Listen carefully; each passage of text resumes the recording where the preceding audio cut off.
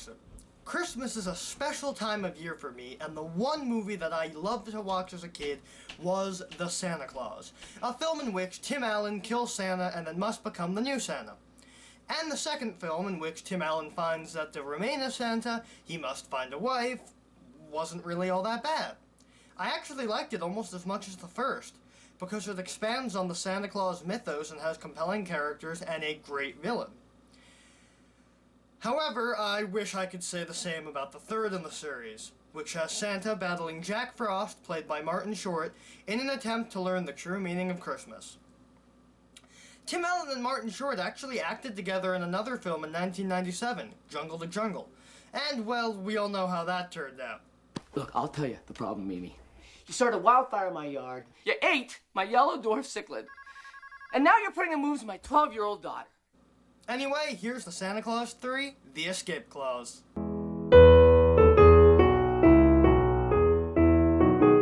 Scott Calvin, played by Tim Allen, is Santa Claus, and his wife Carol, played by that woman from Lost, is expecting a baby. They have a few false alarms as Carol begins to feel homesick because, since she can't let anyone in on the secret of Santa, she can't see her parents during Christmas time. Scott is determined to fix that by using the lie that he's a toy maker in Canada as their way out. The answer is in the question. How are we going to do this? My dad thinks you're a toy maker in Canada. Canada? Canada! But not before bureaucracy gets in their way. The Council of Magical Whatevers gets together to reprimand Jack Frost, played by Short, for trying to usurp Santa from Christmas. And if you thought Martin Short was over the top in Mulaney, you haven't seen this movie. As Scott begins to get stressed, Cupid mentions that if he was Santa and had all the issues that Scott had, he would use the titular escape clause, which Jack Frost obviously is interested in knowing about. You know, if it were me in a red suit, I'd probably go right to the escape clause. The escape clause is a special device in a snow globe that allows Santa to travel backwards in time and prevent himself from becoming Santa Claus. Jack gets his sentence bumped down to community service at the North Pole, and he starts causing shenanigans as they prepare the North Pole to become Canada. In order to keep up the Canada lie, he enlists the help of his family, albeit reluctantly, his ex-wife Laura, her husband Neil, and their daughter Lucy. And now the Canada stuff is... I honestly wonder if this movie is offensive to Canadians. Jack Frost strong-arms the answer of what the escape clause is from Curtis, the head elf who replaced Bernard from the first two films due to David Krumholtz's work on Numbers. Scott goes to Carol's parents' place to pick them up with Sandman, played by Michael Dorn, of Star Trek Next Generation and Deep Space Nine fame, to make them dream about a flight to Canada when they'll actually be asleep on the sleigh. And we get the scene that all kids loved about this movie, domestic arguments between two middle-aged people. Oh, here we go. Yosemite again. It was freezing and there were bears. How will you know? You never left the lodge. I didn't leave the lodge because it was freezing. And there were bears? Yes, and it was freezing. And it was darling. freezing weather? Yes, it was in the freezing weather. Let me see if I understand this. You did not enjoy the trip to Yosemite? You heard me. Yeah, I heard. I know, I loved it when I was a kid. They get them to the North Pole where they lie about Canada and Jack Frost screws everything up, freezing Laura and Neil and locking Lucy in a closet when they get in his way. This leads Scott to say in a frustrated state that he wished that he'd never become Santa Claus, which is the key to activating the escape clause. Jack records him saying it and then has Scott grab the snow globe so he can play the recording. They're sent hurtling backward through time to the first film, right when Scott caused the old Santa Claus to fall off the roof. Jack knocks Scott out with a shovel and takes the coat, immediately causing the timeline to shift. Scott comes to in his office at the company that he left during the first film when he became Santa permanently. Without becoming Santa, he became the CEO of the company, but unfortunately at the cost of his family. He neglected Charlie since the first two films were all about Scott's experience as Santa, leading him to become a better father to Charlie, and Laura and Neil are divorced and Carol moved away, presumably after the darker version of the second film happened. Jack, on the other hand, has had a wonderful time as he turned Christmas into Frostmas and took over the North Pole, bringing the commercialism to the extreme. Scott goes to the North Pole to confront Jack and discovers how crap the holiday has become, with the elves miserable and naughty and nice having no meaning anymore. Scott uses Lucy to get the special snow globe and tricks Jack into saying what he said earlier in the film. After she tosses it to Scott, where Jack intercepts it, Scott plays the recording of Jack saying it and they're sent back, where Scott, now prepared, keeps Jack away from himself, and the events of the first film resume their natural course. Scott and Jack are returned to the North Pole, where Scott immediately leaves Jack Frost alone and runs to Carol and her parents, and decides to drop the Canada Act and reveal the secret to the in-laws. They discover that Charlie realized how bad Scott had it up at the pole, and called in the council to help get things back on track. Lucy is found in the closet, as are the frozen Laura and Neil, which is when we learn that Jack can't unfreeze them without unfreezing himself, which he refuses to do. Scott uses a seemingly throwaway line from the start when he says that Lucy had the warmest hugs. I told you your warm hugs were magical. To send Lucy to thaw Jack via hug, therefore saving Neil and Laura. The film ends with Carol talking to her elf class about the baby being born right before Scott has to leave to deliver gifts on Christmas Eve.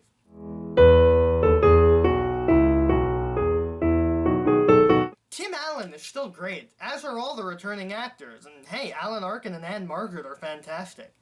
And I will say, despite it being the third movie, all the Santa Claus stuff hasn't gotten stale. And not to mention, when they're in the events of the first film, I actually believe that they're back on the set of the first film in 1994. The effect is that believable. It's seamlessly integrated, and if you told me they actually used a time machine to go there and film, I'd believe you. Other than that, however, it's a pretty weak film.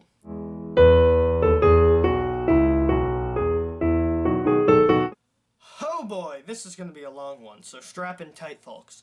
First of all, yeah, Martin Short hams it up, but an actor hamming it up as the villain isn't detrimental to this franchise. I mean, look at Toy Santa from Santa Claus 2. He was awesome.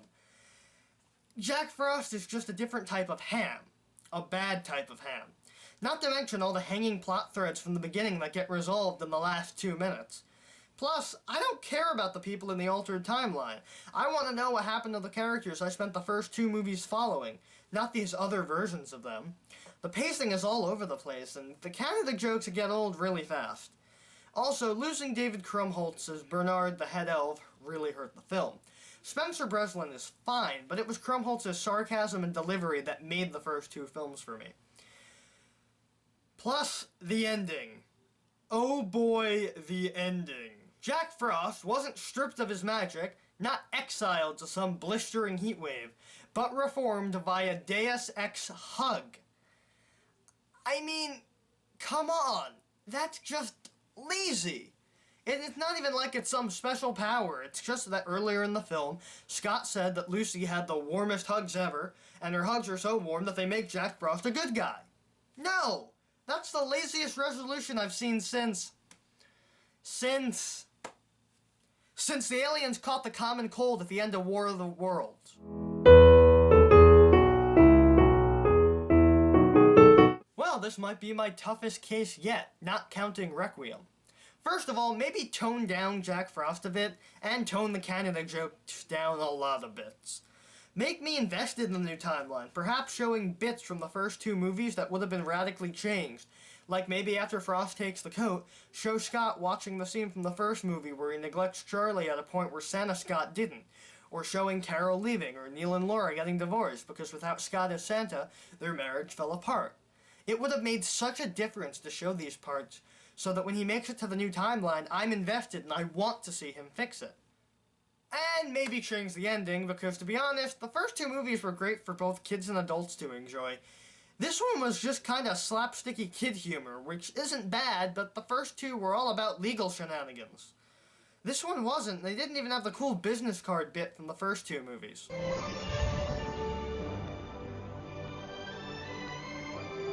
And that was Santa Claus 3, The Escape Clause. Was it bad? No, it was just misguided. I love the first 2 movies, and this one needed a bit more to become the movie that I wanted to see. Sure, it's a movie made for kids, but that doesn't mean it has to be bad. This movie could have been so much more if they had just dropped all of the hokey Canada jokes and tried to make it a little more like the first 2 films. Anyway, that's all the time we have for today. If you'd like to see more of how to fix it, you can hit the subscribe button down there, and if you'd like, you can also leave a comment in the box under that. And if you like this video, show it to your friends and share it around. Merry Christmas, Happy Belated Hanukkah, and Happy New Year. I'll see you guys in 2015. Right. Why don't you hit a camera? There we go. Let us all now sing our praises to the Lord today. Although you may not share our belief system, which is perfectly okay. Maybe you worship an abstract being that is kind of vague. Or maybe you just worship a guy whose name is Greg. Perhaps your religion doesn't include a time called Lent, but whatever your religion is, we support you 100%. So sit around the fire and have a chestnut roast, or raise a glass in toast to Happy Days Donny Most. But if you Okay, I got the circuits back in tip-top shape, but now I need to test the memory capacitors. Do what you must.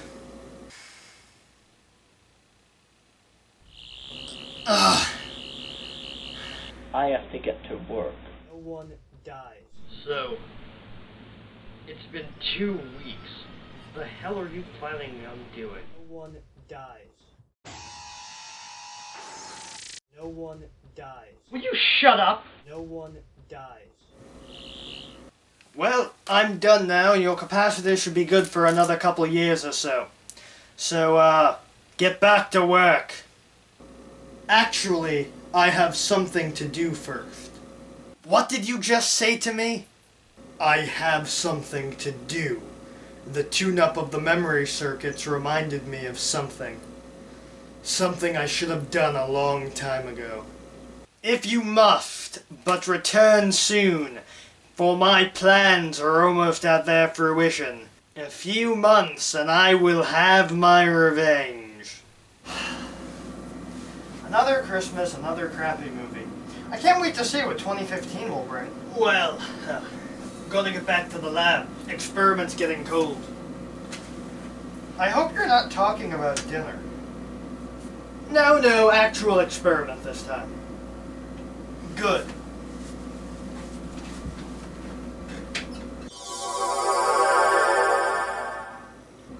Oh, it's you. I haven't seen you in a while. I'm here to do something that I should have done a long time ago. Come sit down and pick up a drink. Sweet tea is my favorite. I figure it's probably yours too. Pardon? If the Germans and the British could stop fighting on Christmas, so can we. Well, there was another reason that I came here. Oh, was there? I've recently remembered a memory, and you are in it. Which one? Our first fight? The one where you tied me up? It was a different one. You were not the person who you are now. You know, maybe that has something to do with that temporal anomaly from a couple months ago. Anyway, we can think about that later. It's Christmas. That it is. Oh, yeah. It would seem that some explanations are in order. It would seem so. So that wasn't his future self, then? No, it was me. Well, now that that's cleared up, shall we enjoy the rest of Christmas? Merry Christmas.